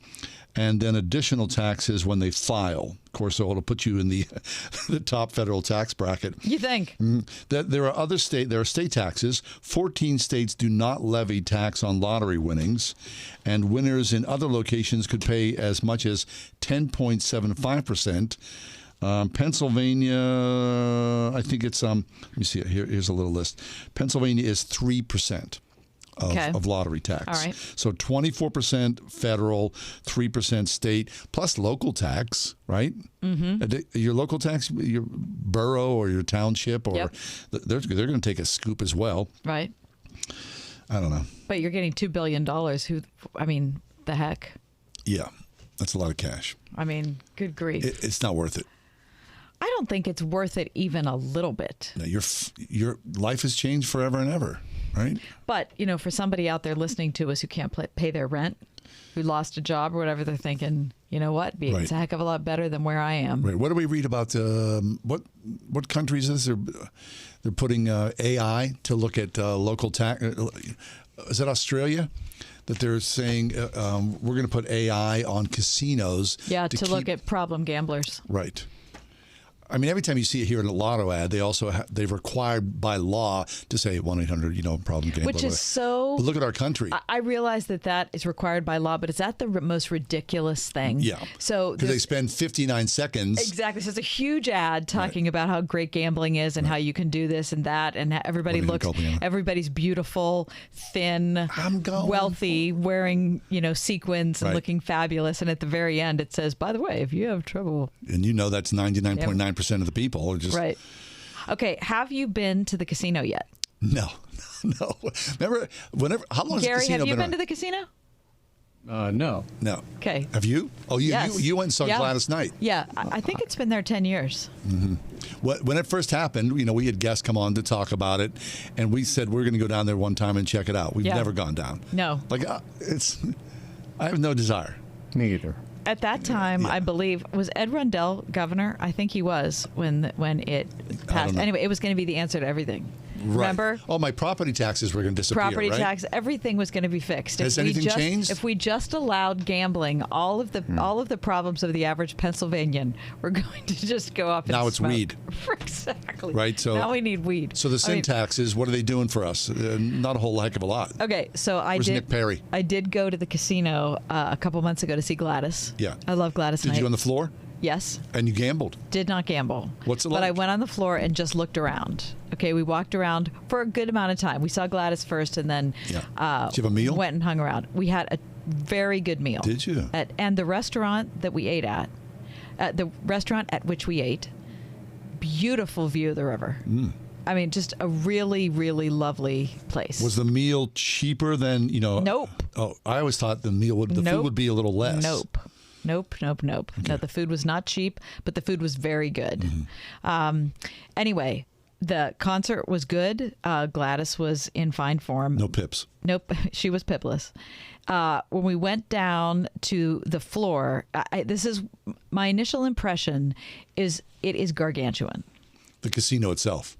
It is look at it. It looks enormous. Like it's an ugly, ugly building. Yeah, it is super, super enormous. The other thing, and this is no surprise to anybody who's been in a casino, it is insufferably loud. Oh, really? So ding, ding. Beep, beep. I cannot stand that. Did you hear anybody yell out, "Hey, I won"? Nope. I heard nobody anybody do that. Weeping?